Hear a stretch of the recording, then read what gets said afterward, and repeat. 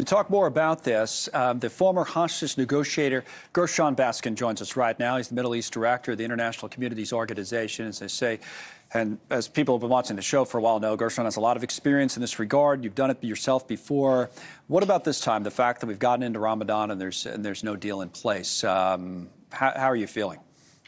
Well, it seemed that the sides were getting close about 2 weeks ago. And then there was an Israeli demand from Hamas that they provide a list of hostages that are alive, and Hamas claimed that it couldn't.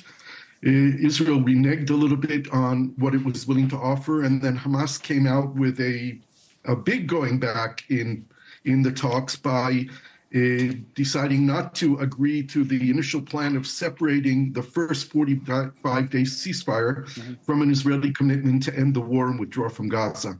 Hamas also issued a list of names of Palestinian prisoners they wanted released, including the biggest terrorists that Israel has ever known, those who were spending tens of life sentences in Israeli prisons for murdering Israelis over the years.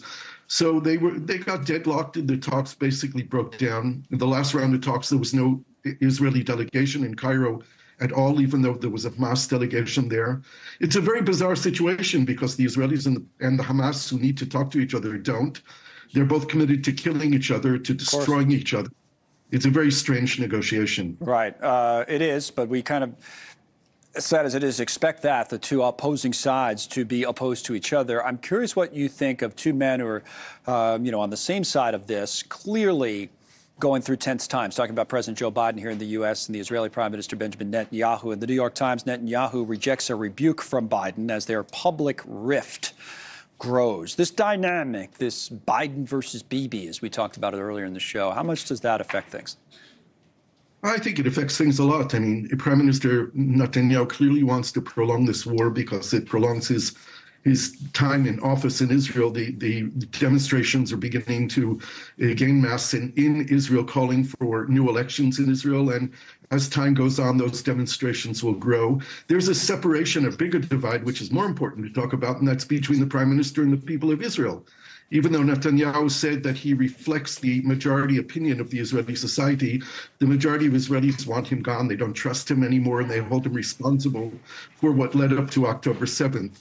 President Biden has proven to be the president who has supported Israel more than any other president in the history of the Israeli-American relations. And yet there's clearly a rift between President Biden and Prime Minister Netanyahu. I think this is natural because Netanyahu is not doing what the Americans want, which is find a political, diplomatic end to this war. Doesn't seem like it's changing anytime soon, though, right? We just played a short clip a few minutes ago of Netanyahu's latest comments. I mean, there's no indication, because from our point of view in the U.S., we talk about it all the time. Oh, Biden's under this pressure to essentially put pressure on Netanyahu, but I'm not sure how effective it is if he just ignores it, right?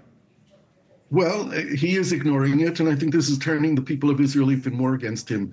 The Israel-U.S. relationship is an essential strategic asset for the state of Israel. Israel cannot survive without American support politically, monetarily, militarily, in the international community. It's essential. And the people of Israel recognize that the relationship with the United States is more important than the relationship between its people and Mr. Netanyahu. The United States has the ability to put an end to this war very swiftly by simply notifying Israel that it will stop the shipment of bombs to Israel. Right. You see that, though, Gershon, is not going to happen. I'm sure you saw Biden's comments when he was asked about that. He said going into Rafah would be... I'm not sure that it won't happen. Right. Well, I'm just saying what Biden said over the weekend. He was asked, going into Rafah would be a red line, but I'm never taking away the money, essentially. I'm paraphrasing the president's comments. I'm not taking away the money that we're sending there. So go ahead. You think it still could happen? The money is less important. The money is less important to Israel than the bombs itself, the weapons that are coming that Israel needs.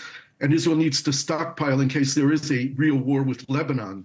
And if the Americans were to say to Israel, you have another 2 weeks of shipments of weapons coming to you and find a diplomatic end to the war or get to a ceasefire, Israel would have no choice. Right. I think there's a bunch of people, especially on the American left here, that agree and say that's exactly what should happen. But my point is it doesn't seem like the White House has moved that far yet, right?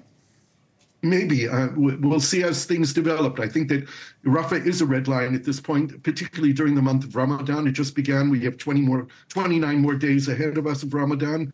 And it would be a disaster, catastrophic for Israel to attack Rafah without evacuating the 1.4 million Palestinians who are there. And that will take some time. So we'll see as things develop. But the most important thing remains getting the hostages home. More than Yes. 70 of them are believed to be dead.